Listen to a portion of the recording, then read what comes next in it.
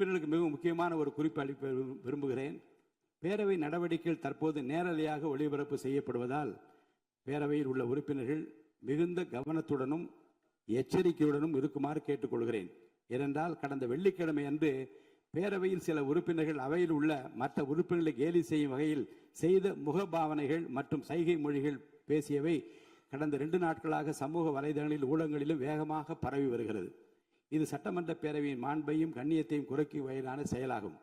இந்தியாவில் உள்ள பிற சட்டமன்ற பேரவைகளுக்கு எடுத்துக்காட்டாகவும் நூற்றாண்டு வரலாற்று பெருமை கொண்ட இந்த மாமன்றத்தின் மரபினை காத்திடும் வகையிலும் கண்ணியத்தினையும் மாண்பினையும் உயர்த்தி பிடிக்கும் வகையிலும் பேரவையின் சில நிகழ்வுகள் நேரலையில் ஒளிபரப்பு செய்யப்படுவதால் மாண்பு உறுப்பினர்கள் தங்களது பொறுப்பினையும் கடமையினையும் உணர்ந்து இதுபோன்ற கண்ணிய குறைவான செயல்களில் இனிவரும் காலங்களில் ஈடுபடக்கூடாது என அறிவுறுத்துகிறேன்.